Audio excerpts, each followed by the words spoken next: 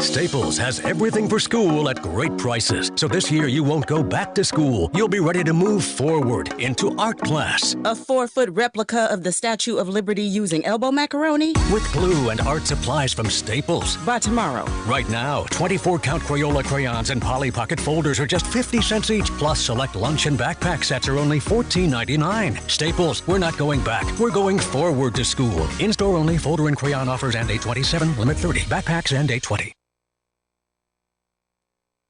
You're listening to The Rick Smith Show on KCAA. We'll be right back after this message from our sponsor, Teamsters 1932, a strong union with 14,000 members in the IE. Go to Teamsters1932.org for more information. I'm Rick Smith, host of The Rick Smith Show, inviting you to listen to my show during the noon hour every weekday right here on KCAA. My show is sponsored locally by Teamsters 1932. A strong union with 14,000 members in the IE. Our message is clear. Unions improve the lives of working people. You have a right to form and join a union, so go to Teamsters1932.org and get started now. Are you underpaid and overworked? Is a living wage and employee benefits like affordable health care more of a dream than a reality for you and your family? If so, it's time to form a union. Don't be denied the wages and benefits you deserve. Come together in a union with the power of numbers. A union is not a privilege, it's your right, and it will make a difference. Contact Teamsters Local 1932, a powerful and successful labor union in San Bernardino, by visiting Teamsters1932.org/organize to start today. Located in the heart of San Bernardino, California, the Teamsters Local 1932 Training Center is designed to train workers for high-demand, good-paying jobs in various industries throughout the Inland Empire. If you want a pathway to a high-paying job and the respect that comes with a union contract, visit 1932trainingcenter.org to enroll today. That's 1932trainingcenter.org. That need to be done. I'm telling you, I think it's important. I think it's going to be a good thing. It's going to be helpful. I think it's going to, on a certain level, help reduce inflation, as they've been saying, because look, they've been laying it out. Going, look, by reducing the cost of health care a little bit, that's going to help. Health care for most families is extraordinarily expensive, especially for retirees. One of the biggest things. It's one of the reasons that I'm not already retired.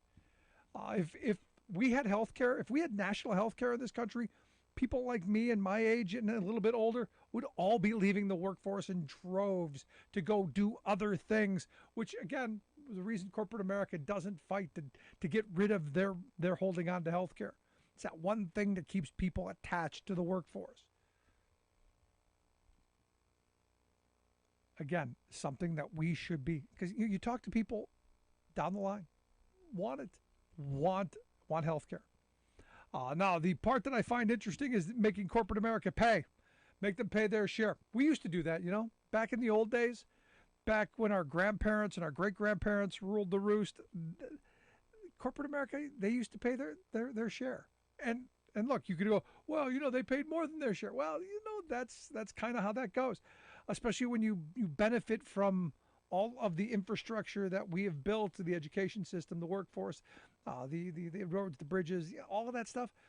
Kind of important to participate in that. It's only been the last 40 years, Reagan forward, that we've gone, no, that's okay. That's okay, corporate America. Let the working people cover it.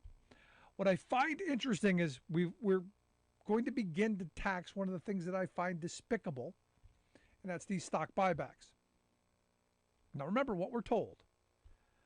The fantasy that we were sold on the trickle-down economics argument, which was if we give the rich people all the money, we give the smart people all the money, that they're going to know what to do with it, and that we're going to all benefit from it.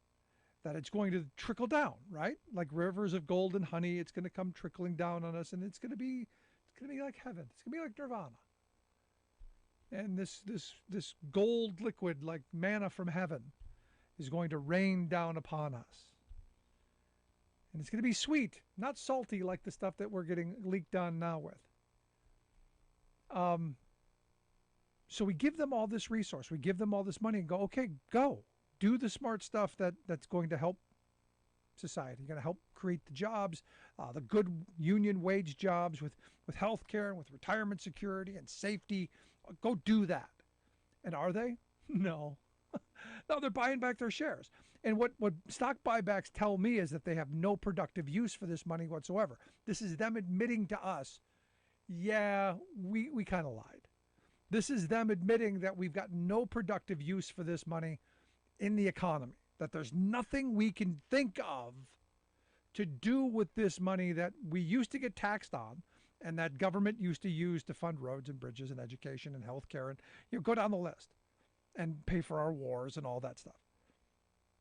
That's them saying we don't know what to do. So we're just going to divvy it up amongst ourselves, we the rich people, and continue to make ourselves wealthier. This year, corporate America will spend about $1 trillion on stock buybacks. About $1 trillion. Stop and think about this. Our GDP is only $23 trillion. Our debt is $30 trillion. So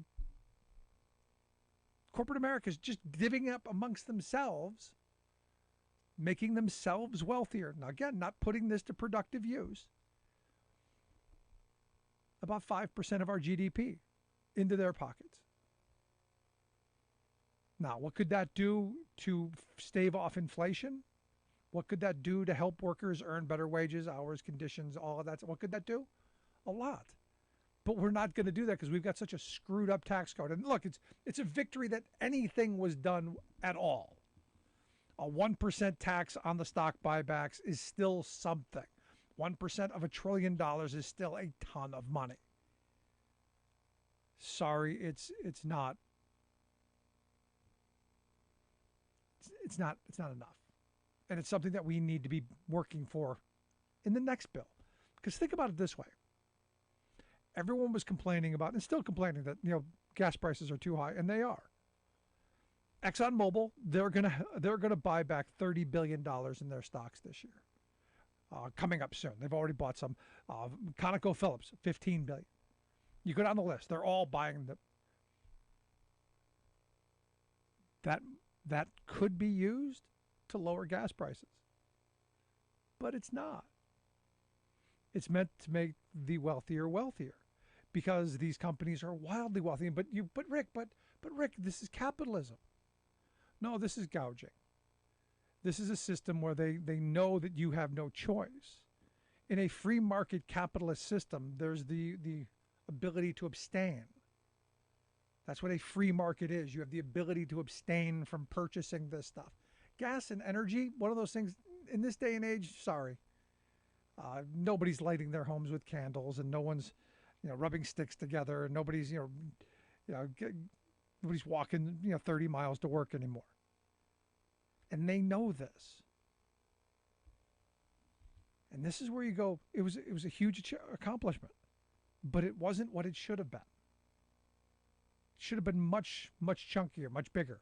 And this is where we keep organizing. This is where we keep coming together. Because look, 1% is a start. It's much bigger than it was. But we keep organizing on this. We keep hammering on this.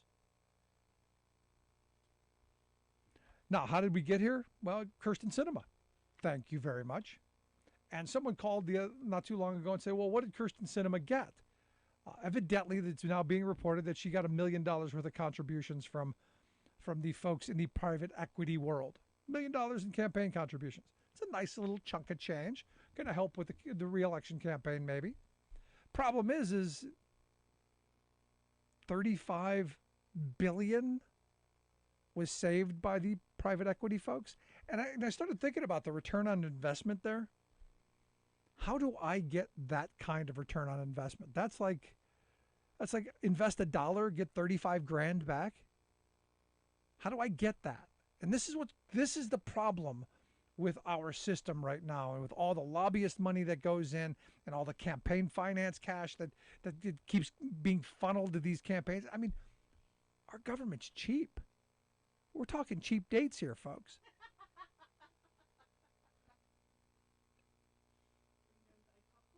And the sad reality is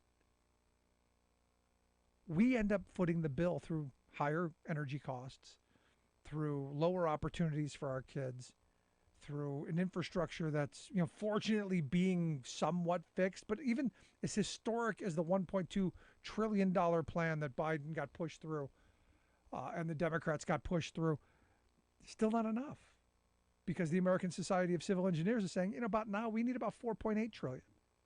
So we got about a quarter of the way there. We're getting there. We're moving. And this is where the organizing for tomorrow begins.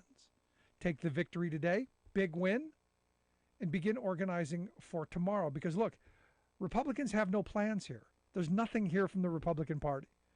And the weird thing for me is all I keep hearing from Republicans, and the guy running for Senate in my state, Dr. Quack, trying to, I can't even, a crude today? The heck is it's a crude today? No, it's a veggie platter. Okay, put some carrots and some broccoli and some dip, $20, and trying to connect with the working class by using the word crude today. No, that's his. Your life's terrible because a bag of carrots cost an extra $1. That's what they're trying to convince us. Beating the drum of inflation while it's deflating, because things are getting better, but you don't hear them talk about how are you going to make things better? How are you going to bring gas prices down? How are you going to bring food prices down? How are you going to change things? There's never any plans. Now, Rick Scott has a plan. I would argue Rick Scott's plan makes everything worse. He's just going to wipe everything away and allow the wonders of the free market capitalist system to take over, and you'll be at the whims of corporate America. And we all know how that works out.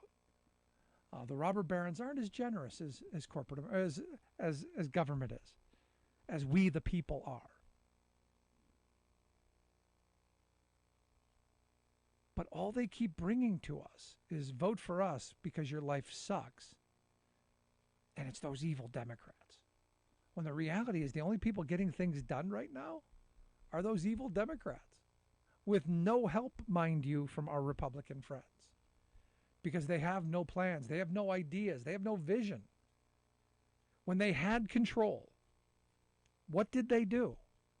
They did one thing. They cut taxes for rich people. That's it. That's their only club out of the bag. Other than that, Republicans hate working people. And it shows in their policies. So I'd love to hear your thoughts. Was today's signing of the Inflation Reduction Act, was that a big deal? You think it's going to help? Is it going to help seniors? Going to help close that donut hole, make them not have to choose between cat food and medicine? I know, that's an extreme case. Yeah, but an extreme case that far too many in this country have to make. Love to hear your thoughts. 1-866-416-RICK. 1-866-416-7425. Chime in. Tell me what you think. I think it's a big win. I think it's something important. I think it's going to be helpful. But tomorrow we wake up and we organize for more.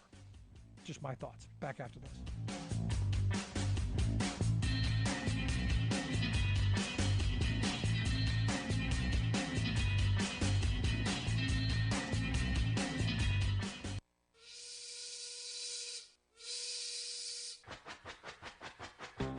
If you're a fan of the show, you've heard our labor history in 2 segments, and you can hear them on the radio pretty much anywhere in the U.S. Labor history has never been more important than it is right now.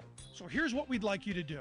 Tell a teacher. Tell a teacher that labor history is important and that they can get digestible 2-minute lessons that are absolutely free. Free to download, free to use, free to share. Tell a teacher to go to thericksmithshow.com/history and help us put labor back where it belongs, in the classroom. Generations of American workers fought, bled, and died to build the American way of life. It's our job to keep their stories alive. Go tell a teacher that we're here to help them do just that. Find us at thericksmithshow.com/history today.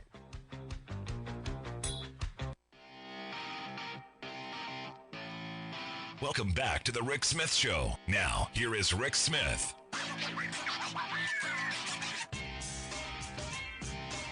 So here's a good story, I think. The Presidential Emergency Board, I guess tomorrow going to release their findings on what to do with the railroad workers. Because as I said the other day, there's the potential of a strike or a lockout. There's possibly going to be some kind of an issue if there isn't an agreement. But what is being reported is the Presidential Emergency Board is calling for an annual pay increase between 4 and 7% through 2024 and retroactive pay hikes for 20 and 21. Plus an extra day off, I guess. So, when you look at this, a proposed pay increase of 22% over 5 years, that's hopefully going to stave off a strike, because a strike in the railroad industry right now would really hurt the supply chain. But if you're the workers in this industry who have been overworked and underpaid for years, who have had to suffer through massive cuts, you're finally at the rope's end. From the reports that I've been hearing, basically people are leaving the job and they can't get anybody to come do them because the hours are terrible, the conditions are getting worse, and they want to go to a one-person train at some point. And you go, how insane is that? I mean, the fact that you have two people on a train that a mile long is ridiculous. But it's all about cutting those costs. It's all about lining the pockets of corporate America. But we'll see what happens tomorrow when the talks between the major freight railroads and the unions continue. But from what is being told, this is a really good deal, and we'll see where it goes. Also, a second Trader Joe's has just unionized downtown Minneapolis. Our listeners in Minneapolis, make sure you shout out to the Trader Joe's downtown, the second unionized Trader Joe's in the country. This is less than a month after the one in Massachusetts. Could we see this become the next Starbucks, where you're seeing workers in these places, begin to really ramp this up? Now, the thing that I remember about Trader Joe's is during the pandemic, and this should be one of the rallying cries around all of this, and I'm sure it is. A worker said, wrote a letter, because open door policy, suggestion box, put your suggestions in. He suggested that they do better on the COVID protocols, made suggestions, and then was fired. Him and a coworker fired, and in the letter of termination was told, hey, you're an at-will employee. There's the door. You're clearly not Trader Joe's material for having the audacity to question the grand poobahs. And this is where, I was saying then when that happened, right then the unionization effort should have started to end at-will employment. But it's good to see. Good on you folks in Minneapolis. Good stuff there. Also, Amazon workers in Albany, New York, they have filed a petition for a union election. And again, it comes back down to what we've been talking about: dignity and respect on the job, safety, decent wages, same kind of thing here.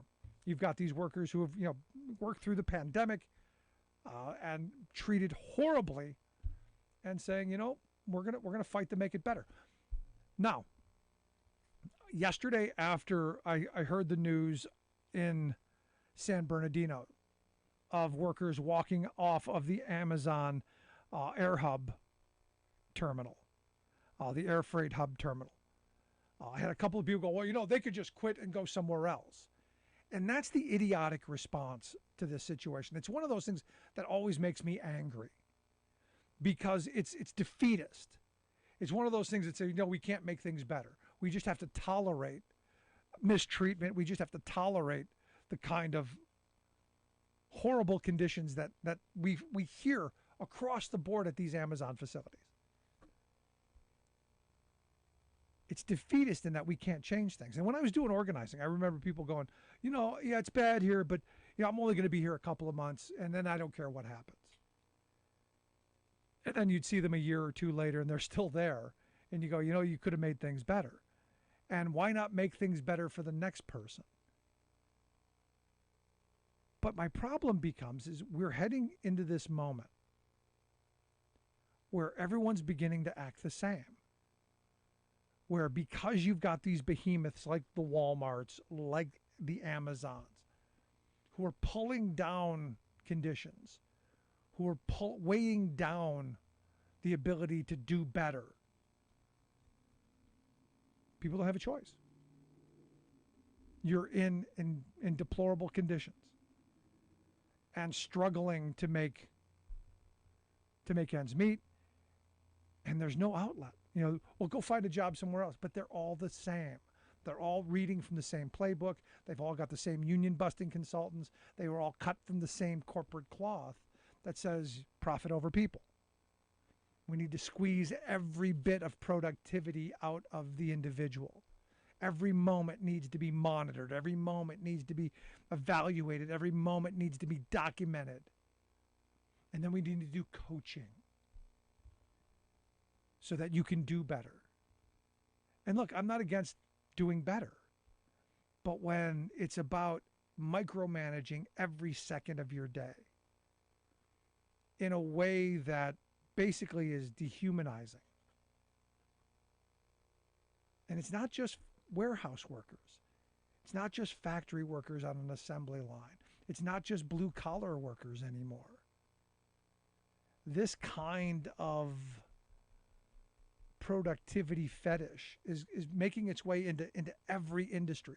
And the New York Times just had an interesting piece that I'm going to talk about a little bit later that goes through a whole bunch of these scenarios of it's just not those manual menial labor jobs anymore that are being micromanaged.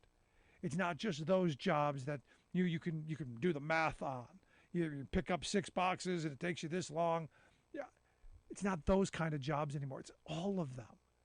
And eventually, micromanagement's going to come for everybody. And some people are like, well, we need this because we need to, and I love this one, we need to weed out the bad ones because I'm a good one. And I've seen this so many times. The very people who say, well, I'm one of the good ones. Why are they coming after me? Because eventually everyone gets into the shark tank. And as you get older, you're not going to be as productive, especially when you're doing manual labor work. And when you have quotas and goals that keep shifting and moving, like we find at a place like Amazon. Which is why I keep coming back to my belief that you need to have a voice in the workplace. And unions that's how we do this. But corporate America spends so much money convincing workers that no, you're so much better than that. You can make your own deal. You're so much better. And they pander to that anybody who wants to be in a union is somehow a sloth and lazy, and it's not reality. The reality is people in unions are hardworking folks who just want to make a better life for themselves, who want to make sure that there's an opportunity to work hard, play by the rules, and yes, get ahead. Make a living wage, have good health care, share in the profits of their labor. But you look at a company like Amazon who's making wild profits. So much profit, by the way, that they can shoot their founder into space a couple of times. Build him a giant big bathtub boat. And he will thank you for it. For the sacrifice of lower wages, less health care, less opportunity. And oh, by the way, micromanaged workdays. So if you've got a story, I want to hear it. Email me, rick@thericksmithshow.com. Do you work in a workplace where they micromanage your every movement, either with one of those wrist computers or punching a clock or scanning, or just are they tracking your computer movements? I'd love to hear it. Email me, rick@thericksmithshow.com. We'll take a quick break. Right back after this. Stick around.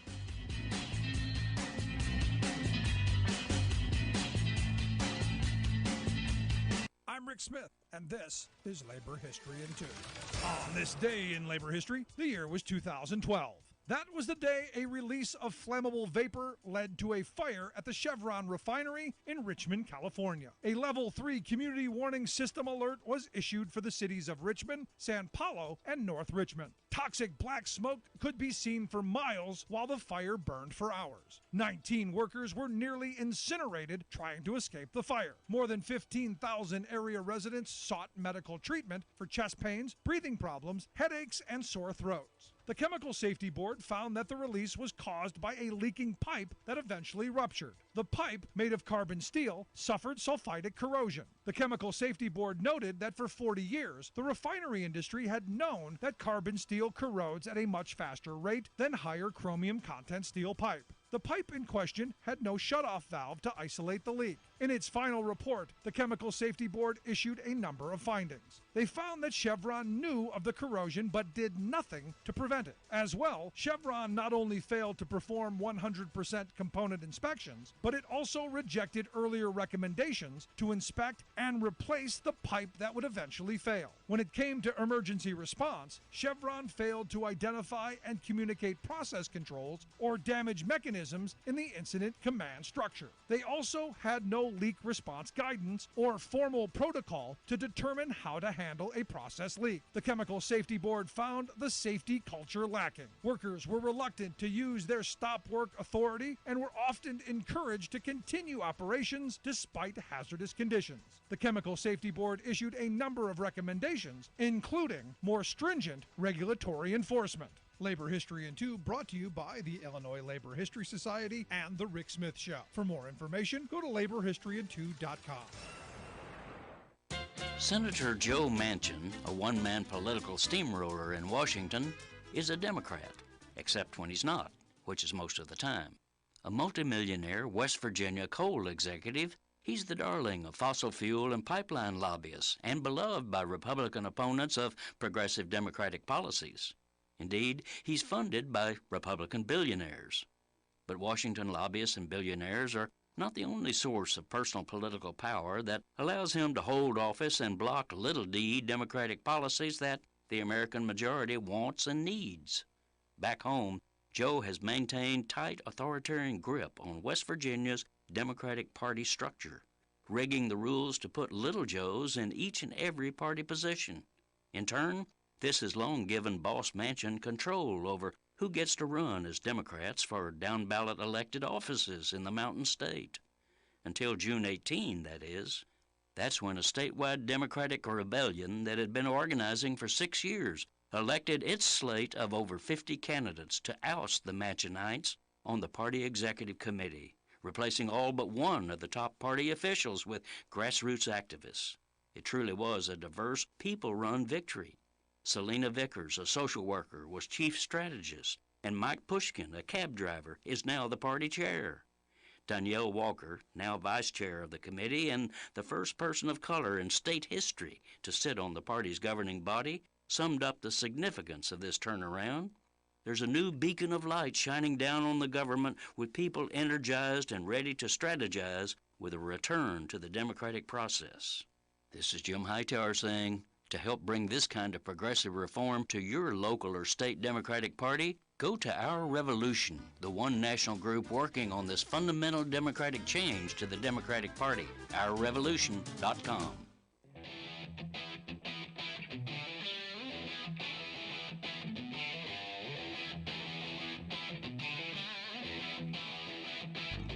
Welcome back to the Rick Smith Show. Now, here is Rick Smith. So again, thrilled by the fact that Joe Biden signed the Inflation Reduction Act. Like I said earlier, going to help with the cost of health care, especially for seniors. That is a good thing, but also going to help us address the climate issue. And, you know, I've been saying for the longest time, we need massive investment in moving away from the dirty stuff into the new, cleaner technologies. And I know I've had a bunch of, conservatives, we tried this during the Obama years, Solyndra. Yeah, we didn't really try. So for me, this hopefully going to move us in the direction of making sure that solar panels are on people's homes and on businesses. I've had them on my house for years, love them, but also wanted to be made here in this country, and here to share some thoughts on how we make sure that that happens I've asked our good friend Scott Paul to come talk with us. Scott is the president of the Alliance for American Manufacturing, AmericanManufacturing.org, their website. Scott, thanks for taking time for us. Hey, Rick, it is great to be with you. So, a pretty big deal today. The president signing this Inflation Reduction Act. And I know everyone's going to say, well, it wasn't enough. It wasn't the Build Back Better. It should have been bigger, should have been chunkier. I agree. But take the win. Take the win. Yeah, it is this is a huge victory. And even I think the possibility of an investment this large, say, 3-4 years ago would have seemed impossible, or before that as well, right? And so sure, I mean, in ideal world, you can spend $1 trillion on this, but the fact that the Senate was able to thread the needle with Democrats and work with the administration and with progressives too, and get something that is going to have a sustained, meaningful impact, not only on climate, but on the future of jobs in America.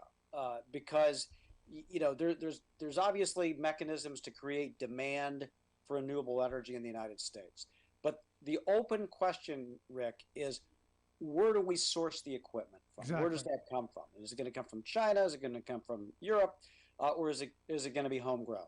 And this investment and some of the policy incentives that accompany it make it more likely than ever that much more of this is going to be homegrown, and that we are finally going to be able to scale up EV manufacturing, battery manufacturing, solar manufacturing, wind turbine manufacturing right here in the United States of America. Now, I've been reading a lot of conservative commentators who are saying there's just no way we can compete in this space. There's no way that we can build solar panels. Our wages are too high. We can't compete with the low-road Chinese. We can't compete with their subsidies. We can't compete with basically slave labor. We can't compete in the battery technology because, well, I guess we gave that away years ago.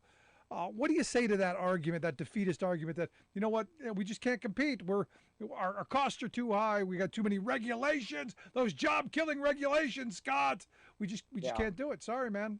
Yeah, they're completely wrong about that. And there's a couple of things that that exist in our economy right now that prove them wrong. But let's look at aerospace, for instance. We have really high wages in aerospace. A large sector of that industry is unionized, and we have the best aerospace industry in the world. It's the envy of the world. It's the standard, and it's because there's policy, and part of that is obviously the defense contracts that these companies are able to secure that aid in the civilian side research and development and innovation. Another example is pickup trucks. Right, a lot of manufacturing went overseas in automobiles. Pickup trucks did not, because there is a 25% tariff on imported pickup trucks. So if you have a mechanism like that, you can make it work. And right back at conservatives here, there was concern, obviously, that we were too dependent on foreign oil, over the last couple of decades.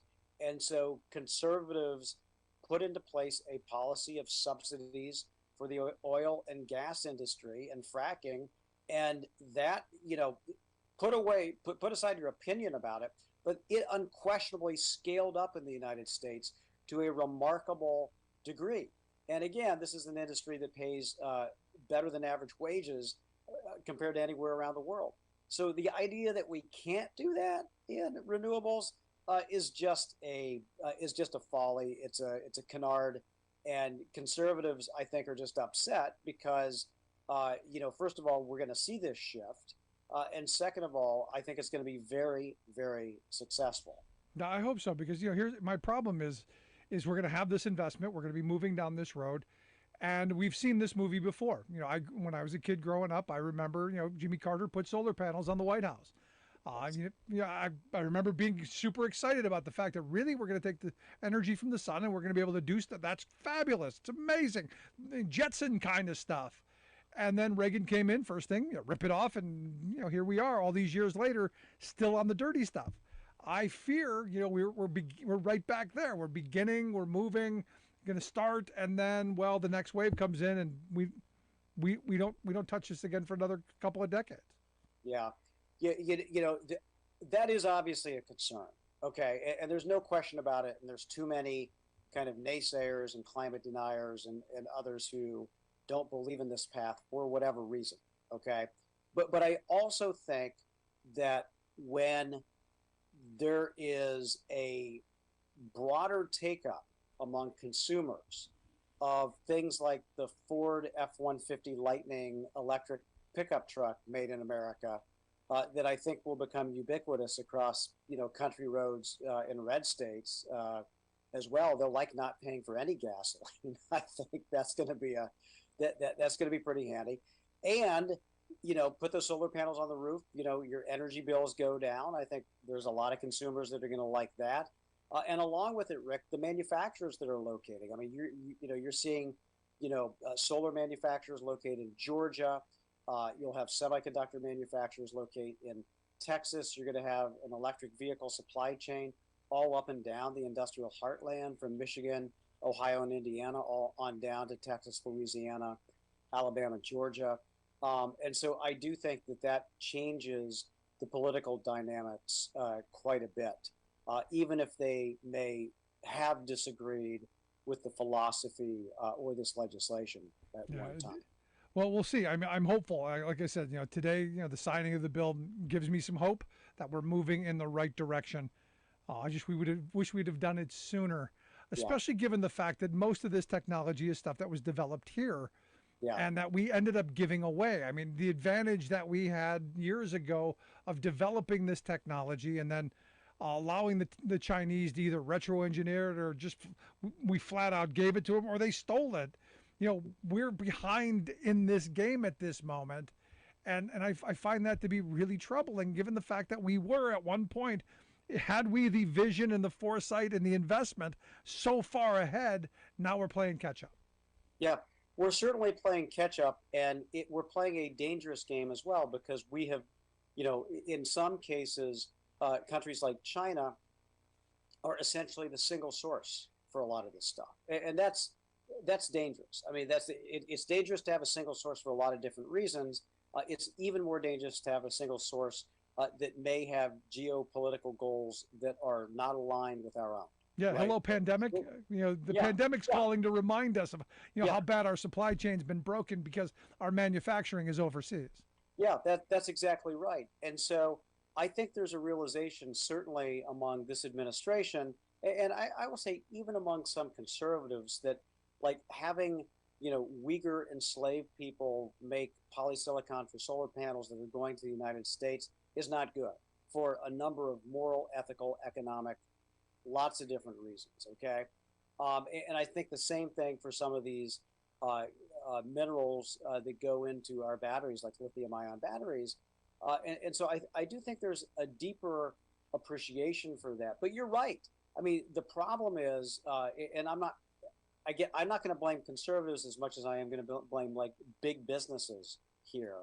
The big businesses loved to write the policy, and they did write the policy that opened up China for manufacturing back to the United States of America with no or virtually no tariffs, and made a deal with the devil with the Chinese Communist Party on this. Yep. And at the end of the day, we lost a lot of manufacturing jobs. As you indicated, we either gave these technologies away or they were stolen or borrowed, I guess, and we made ourselves vulnerable. And so this ship hasn't turned all the way around, right?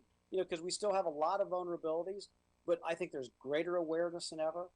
And with this Inflation Reduction Act, with the CHIPS Act that was signed last week with respect to semiconductors and other technology products, and with the investment in infrastructure that we saw, I think there's this understanding that we got to get our act together. Yep. We can't let those big businesses write the rules because they don't have our jobs interest, our security interest at heart. No, they got their profit interests. It's that simple. You're listening to the Rick Smith Show. We're here with Scott Paul. Scott's the president of the Alliance for American Manufacturing, AmericanManufacturing.org, the website, if you want to check out the work that they do.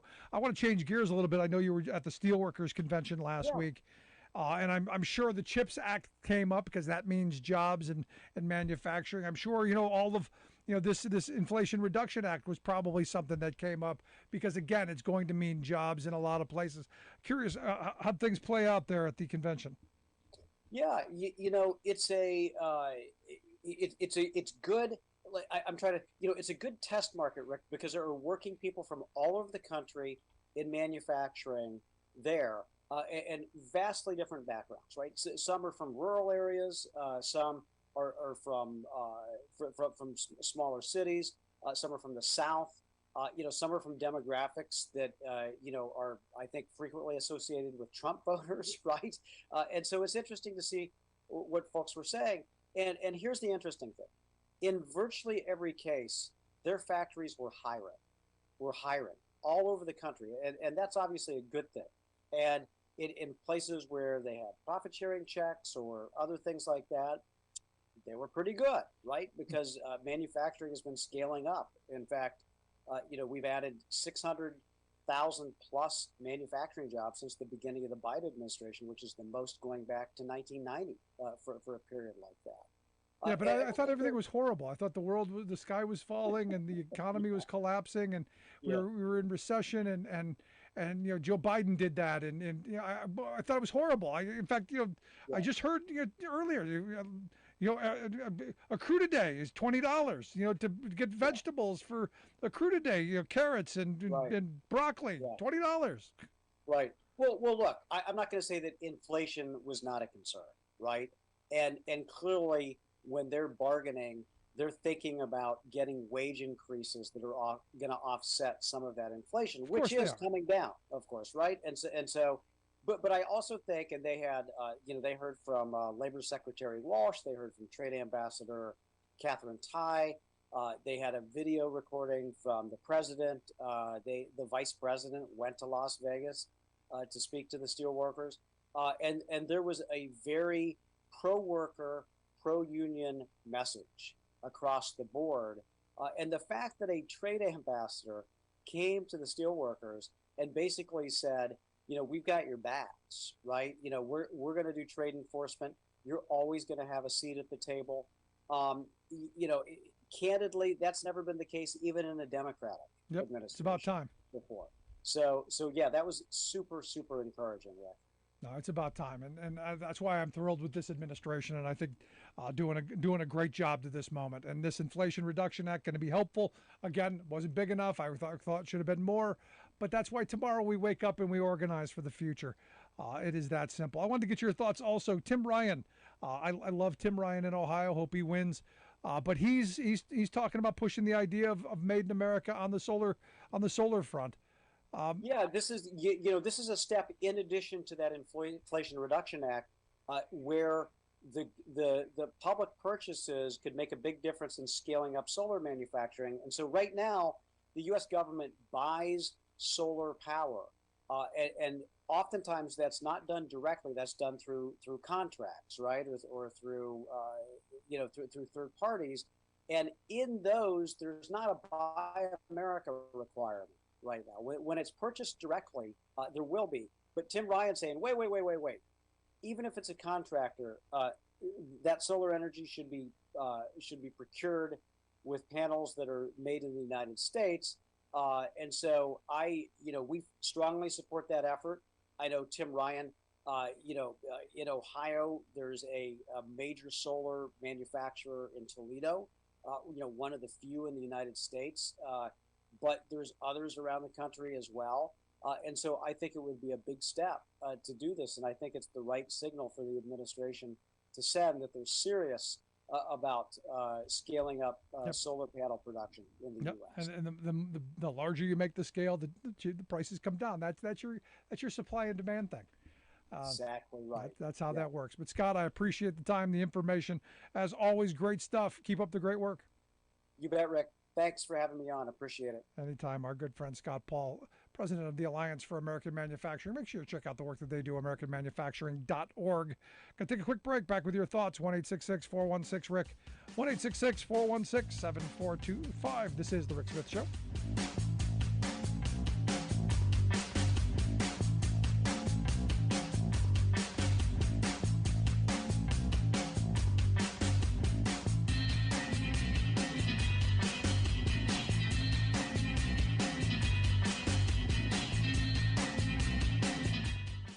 I'm Rick Smith, and this is Labor History in 2.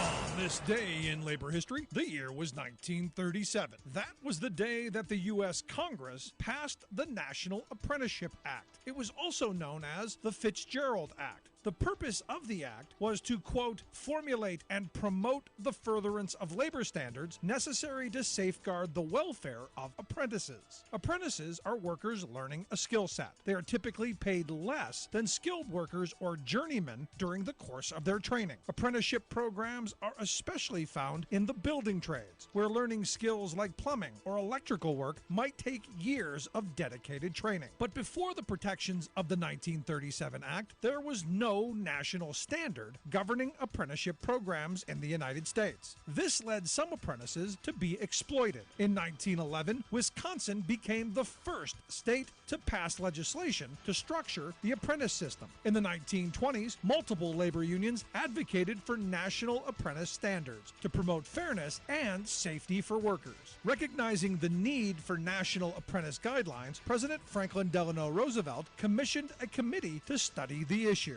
They were tasked with developing training standards for apprenticeship programs. The 1937 law gave the committee the authority to complete their job. The Committee on Apprentice Training became a permanent part of the U.S. Department of Labor. The Bureau of Apprenticeship works with state governments to ensure the fair treatment of apprentices. Today, apprenticeship programs provide classroom and on-the-job training to help develop a skilled labor force. In 2015, 52,500 participants graduated from registered apprenticeship programs. Nearly 500,000 workers participated in apprentice training programs, learning skills that will build their financial security.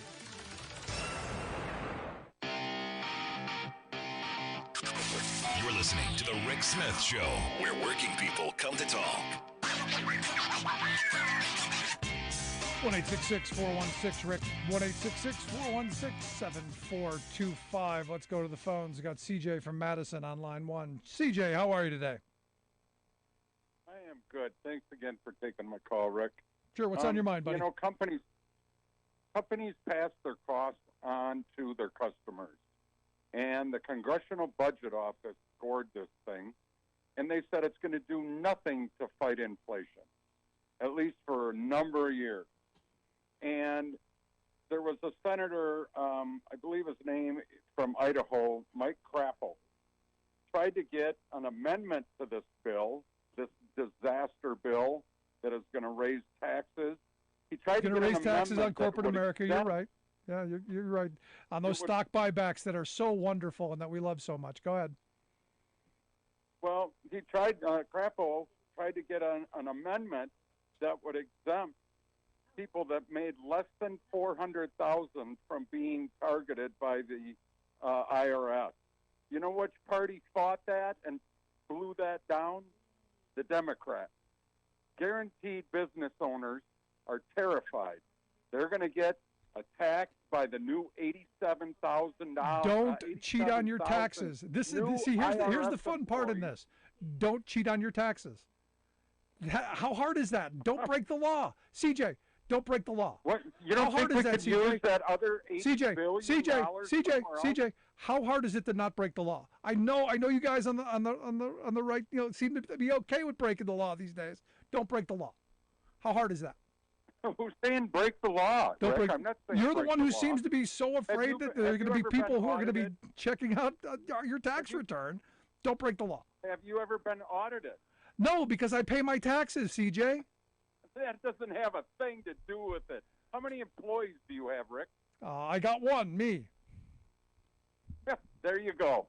Well, trust me, there's people out there. Most of these people are small business owners that file singular Class S corporations, and they're going to be attacked. And you know what it's going to cost?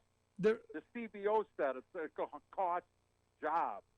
You're Democrats, all this thing about it's Trump kind of bizarre that you got all the jobs back from the pandemic plus some, and yet again you guys are with the fear and it's going to cost these job killing regulations. Oh, we can't tax rich people. I'm tired, CJ. I got to move on to other callers. I appreciate the thoughts, buddy. Thanks so much. Let's go to line 3. We got Alice on line 3. How we doing, Alice? Oh, I'm doing okay. That was an interesting conversation. Yeah. It's all about fear. It's all about scaring. Oh, they're coming for you. Well, don't break the law. How's that? Exactly. I'm not worried about the IRS. And I'm not worried about the FBI because I'm not selling secrets or espionage or stealing classified documents. It's ridiculous. But what I wanted to say was, with this law being signed, and I'm with you, it's a basis to work on. And the thing is, and as fired up as people are, because people are just sick and tired of the Republican Party and the right wing. I mean, this last, he waved his hands and, declassified stuff, and it's all a hoax kind of nonsense. People are fed up. And if I think for, maybe 5 or 6 or 7 years, maybe longer, can maintain the majority in Congress, the Democrats I'm speaking of, by the way. So you little right-wingers out there, get out your hankies and cry because, I'm a big, bad Democrat. I think if we can retain the White House in the majority, that we might be able to get things a little bit back on track in this nation. Because it's just ridiculous. We're supposed to be a first world country, the leader of the free world, and it's ridiculous. We have women dying. We're worried about. They're screaming about the Taliban, the women over there, and it's like, well, have you seen what the Republicans are doing to the women over here? I mean, the only thing we've got is a bunch of rich people running things, and everybody else is suffering. So you have a good evening, Rick. Thanks, Alice. Appreciate the thoughts. Look, I'm not concerned about the IRS coming and doing their jobs. In fact, when you look at the numbers, it's just getting us back to where we were, several years ago before they were gutting the IRS. Because again, conservatives are very afraid of the IRS. Because again, when you go back to 2010, 11, when they were again breaking the law, because they were all misfiling their groups as tax exempt. Not surprised that the IRS did their job and went after them. But then it was, no, they're targeting us. Nobody was targeting you specifically. They were targeting lawbreakers. And that's what we want. We want people who are going to pay their taxes. I got to pay mine. Do I want to defend the IRS? No, I'm just unhappy with them as anybody else. But if you want good schools, you want roads, you want bridges, you want a military, you want to have your adventures overseas, you got to pay for it. And you look at the fact that we've got billionaires who pay less in taxes than their secretaries. When you've got massive multi-billion-dollar profitable companies paying less than the mom and pops on Main Street, there's a serious problem here. And to have an entire group of folks who have been trained like Pavlovian dogs to any time they hear the word tax or IRS to start foaming and fight against it, it's kind of remarkable. You have to really give credit to what the right wing's been able to accomplish in training a generation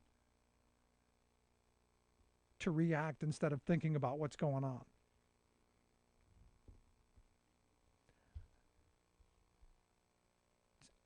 It's amazing, really. Quite remarkable. Love to hear your thoughts. Email me, rick@thericksmithshow.com. Are you concerned? Are you afraid? You think the IRS is coming for you? Are they going to kick in your door with the AR-14s? Like Senator Grassley said? Is that our future? rick@thericksmithshow.com, or give us a call, 1-866-416-RICK, 1-866-416-7425.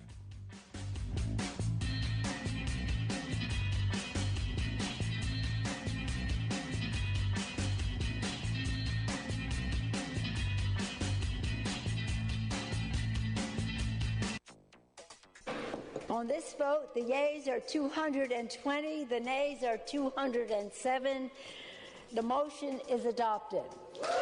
Historic Inflation Reduction Act passes Congress. Just don't call it a climate bill. I'm gonna. Scientists surprised to find trees now growing in the Arctic. Plus, 100 million Americans will live in an extreme heat belt by 2050, study warns. All of those warnings and more straight ahead from BradBlog.com. I'm Brad Friedman. And I'm Desi Doyen. Stand by for 6 minutes of independent green news, politics, analysis, and snarky comment. It has been a busy week and a huge one for the president, with Congress passing the Inflation Reduction Act, which includes the single largest investment in combating climate change in U.S. history.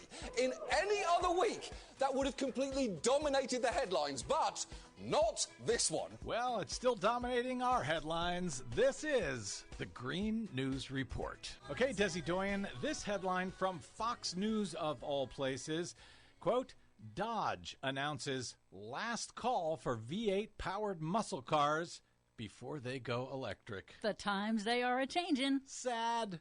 What do you got for us today, Desi Doyen? Well, first, even though Democrats passed the largest climate action in U.S. history, man-made global warming has not stopped yet. Boo. New findings show that climate scientists have underestimated the rate of Arctic warming. It's not warming 2 times faster than the rest of the planet. It's 4 times faster. Uh-oh. And that has consequences. Yep. Transforming fragile ecosystems, disrupting animal migration, and releasing even more carbon from melting permafrost.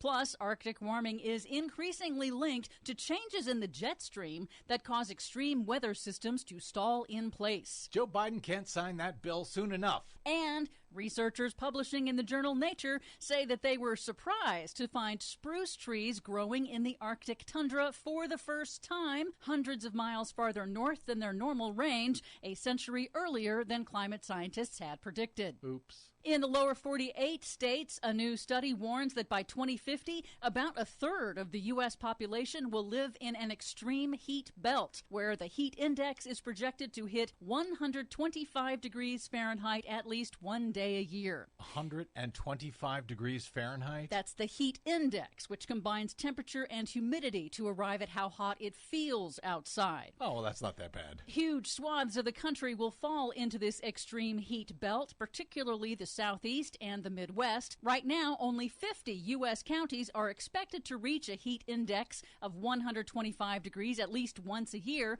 but by 2050, that will jump to more than 1,000 counties. Wow. And the rise in extreme heat will hit non-white communities the hardest. The report includes a database where you can look up the heat projections for your neighborhood. We'll have a link at greennews.bradblog.com. Meanwhile, as we go to air, President Biden later today will be signing the Inflation Reduction Act, the Democrats' landmark climate, tax, and health care bill, which passed Congress with 0 Republican votes. I thought we weren't supposed to call it a climate bill. I'm calling it a climate bill because it contains the largest federal climate investment in U.S. history, directing $370 billion to investments in clean energy and infrastructure spread out economy-wide to decarbonize both U.S. industry and households. It builds U.S.-based clean energy manufacturing and a domestic supply chain. It is the first